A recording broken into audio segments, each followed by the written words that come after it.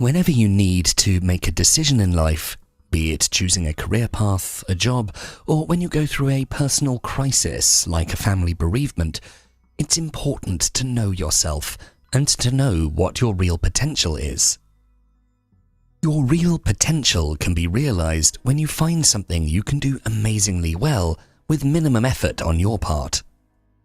To find your true calling, the path that can help you realize your potential, it's important to get to know yourself very well, or as Carl Jung said, to go through the process of individuation. Individuation is a process of personality transformation, of bringing the subconscious parts of yourself into your personality, becoming a whole. Carl Jung was one of the founders of psychoanalysis, which is a set of psychological theories and methods aiming to release repressed emotions and experiences. He made huge contributions to the fields of psychiatry, anthropology, archaeology, literature, philosophy, psychology, and religious studies. Jung's philosophy is called Jungian philosophy, and some of his most important books are Psychology of the Unconscious, Man and His Symbols, The Archetypes and the Collective Unconscious, Modern Man in Search of a Soul, The Psychology of the Transference, Memories, Dreams and Thoughts, and The Relations Between the Ego and the Unconscious. Jung's mentor was the famous psychologist Sigmund Freud. However, he split from him, founding his own school of psychology called analytical psychology. Analytical psychology focuses on the present as well as mythology, folklore and cultural experiences with the purpose of integrating the human consciousness. One of the most important aspects of this analytical psychology which Jung founded is the process of individuation. Jung considers the process of finding the self and realizing your potential as an important task in human development. To help you understand how to use Jung's teachings to realize your full potential in life, today we bring you 8 lessons that you can learn from the philosophy of Carl Jung. Number 1. Don't let others define you. Jung said, "The world will ask you who you are, and if you don't know, the world will tell you." Jung departed from Freud in many ways. One way was that he didn't consider that all psychological diseases come from some childhood traumas, or that he was not for the concept of the superego, which for Freud represents the voice of conscience, the voice of other people inside ourselves. It's formed in childhood based on what parents and educators told us regarding what's good and what's bad, and who we should be. Jung believed that the internal voice which demands us to behave in one way or another can have many different causes and isn't limited to biological ones or to past events from childhood or teenage years. Jung thought that our behavior is also influenced by future aspirations and by the way we see ourselves. When we don't have a realistic and positive outlook of ourselves and of our future, we're weaker, with less resistance to face the possible aggressions from other people or from the environment, and these can make us vulnerable to psychological diseases. The world constantly demands us to be in one way or another, and sometimes it gets aggressive with us, testing our limits. What we need to do is to diminish its voice and increase the voice of our own self. From the moment we're born, we're somehow forced to copy others, starting even before our school years. If your self is weak, then you'll listen to them. You'll do whatever others demand you to do. However, in time, you will grow bitter, full of resentment and regrets that you didn't follow your own way of being. Don't try to copy anyone, but rather reflect first on what you really value in life. Do you value more security or freedom? Are you more competitive or collaborative? Are you an explorer, or do you feel better following a routine schedule and so on? Don't pretend to be someone you're not. For example, don't try to force yourself to appear to be outgoing when in truth you're an introvert. This will only damage you in the long run. You need to always question yourself, who you really are, what your likes and dislikes are, and who you really want to be in the future.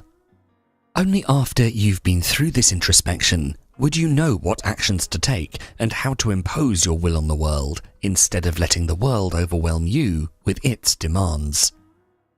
No matter your age, you should still invest effort in finding your own style, your own voice, your own behavior, and your own way to conduct your life. To live a good life, you need to live a life which represents you. Without knowing what makes you unique, you can't know what kind of activities you should pursue that can help you reach your true potential. Number 2. Understand your passions. In the words of Jung, a man who has not passed through the inferno of his passions has never overcome them. As one of the founders of psychoanalysis, Jung understood how important it is for his patients to have the courage to face the subconscious elements, which are usually repressed desires. For example, sexual desires or desires to harm somebody else, or a desire for performing an activity that can put you in an embarrassing situation. Only when we have this courage to face them can we heal ourselves from them. When we run away from what upsets us, what makes us uncomfortable or scares us, that thing will come back to haunt us even worse, affecting our behavior and increasing our anxiety. These subconscious elements are usually related to repressed desires or passions. We usually repress them because they're either immoral and unacceptable from society's point of view, or they're too overwhelming and we're not able to cope with them at all. When we have an aloof attitude towards life, when we're passive, reacting slowly to external events, avoiding social contacts, we're usually running away from our passions, or, in other words, from strong emotions which affect our behavior, especially when they're repressed. For example, you might have a passion for communicating with other people. You might have the potential of becoming a great public speaker, but you have a childhood trauma. One adult made fun of you and your way of speaking when you were a child, and this event made you fear opening yourself up to other people and risk being embarrassed again.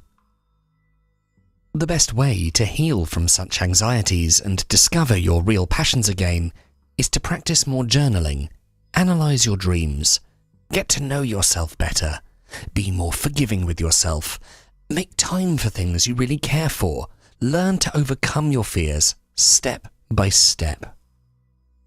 Looking at the given example, you could take some lessons in public speaking and maybe discover just how talented you are and how unjustified your fear was.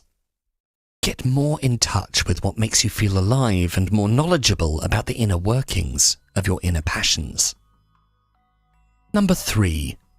Focus on who you want to be. To quote Jung, "I am not what happened to me. I am what I choose to become." Although Jung was deeply interested in mythology and even came up with the concept of collective unconscious, which is the part of our unconscious that's common to all human beings, deeply influencing us in many aspects of life without our awareness, he was for a stronger development of our conscious capabilities to decide our own fate. It's also possible that precisely because of knowing how vulnerable we are to the unconscious elements, Jung emphasized on the importance of choosing who we want to become and integrating all the unconscious elements into this identity, even the components of our immature psyche, for example, some attitudes that we picked up in childhood, like a constant desire for love and attention or the fear of abandonment. We need to integrate them over time into a well-functioning whole, which is our individuality. This process of integration Jung called individuation. What defines us is the end goal towards which we aim, this being the well-functioning whole, what we choose to become. Having a goal regarding the person we wish to become is extremely important for the good functioning of our psyche. If we don't know who we want to become, how we want to represent ourselves in the face of the world, we'll just go with the flow. One danger in living your life as it comes, without putting your will to work, without putting effort into thinking through when taking important life decisions, is that you might find yourself in a situation that completely copies a traumatic episode from your past. When we leave our life to the unconscious driver, it leads us back to something unresolved from early times, and it's usually a negative experience that we need to find an answer for. For example, if you come from a dysfunctional family in which you were neglected or perhaps even abused, if you just follow your instincts or your heart in choosing your life partner, you risk ending up in the same type of household, copying the same situation. Following your instincts blindly and not using your reason into taking decisions that prevent you from making the best decisions in life and from realizing your potential. The immature element of the psyche in this example is the fear of abandonment, and this fear makes you search for the same pattern of dysfunctionality. To overcome this fear, you need to have a clear vision of where you really want to end up. Make a clear and rational plan on how to get there, and follow through, not giving too much attention to your doubts and fears. Thus, while focusing on who you want to become, you integrate the components of your immature psyche into this new personality who isn't afraid anymore. To avoid being a victim of your fears and your past, you need to spend more time with yourself, reflect on your past experiences, think what they can teach you, understand that they don't define you. What defines you is who you want to become. Then you have to decide who you really want to become and strive in real life to be that person. Number 4. Give up your addictions. Jung teaches us that every form of addiction is bad, no matter whether the narcotic be alcohol, morphine, or idealism. Addiction is a serious problem, affecting people on many levels, including the biological, social, psychological, and even spiritual levels. Jung encountered many types of patients suffering from addiction. However, he saw some similarities between people with real addictions like alcohol, some compulsory gestures and so on, and people suffering from idealism. We sometimes become fixated on some ideal views over life, avoiding seeing that reality is completely different than that rosy picture. We just try to find ways to escape facing the real problems of life, of what really hurts us, because we don't feel capable of facing those issues. That's why we find refuge in drugs, alcohol, and idealism. To maintain our healthy psyche, we need to be in touch with reality, not avoid it. If you don't like that you're overweight and unsuccessful in life, don't waste your days with narcotics, drugs, alcohol, or idealism, but rather have the courage to face reality, make a plan to change the situation, apply more aggressively to jobs, and consistently follow a workout routine. If you continue to spend your days partially unconscious or stuck in some damaging idealism, you can't get in touch with your real self. You can't think of any solution of how to get unstuck from the situation you're in and start developing a plan to change your life into a life which better reflects yourself and gives you the chance to realize your potential. Number 5. Be honest about your capabilities. Jung considers that you are what you do, not what you say you'll do. As a psychoanalyst, Jung always saw through his patients, no matter what they pretended to be. We are almost never who we pretend to be. What we do speaks for oneself much louder than anything we communicate verbally. The process of individuation which Jung wrote about implies aligning your actions with your ideal about yourself. We're born with a self which needs a lifetime to be brought to a full realization. At the beginning of life, we're not even sure who we want to be. Jung considered that the first stage of life is dedicated to both ego development and personal development, the image we show to the world. However, we need the second stage as well, the stage when we should reach a full integration of ourselves. In the first stage, you're not even sure who you truly are, so you just experiment with different ways of living. Once you reach about 40, the second stage begins, and you should get a much clearer idea of who you really want to be, and so you should align all of your actions with that image of yourself.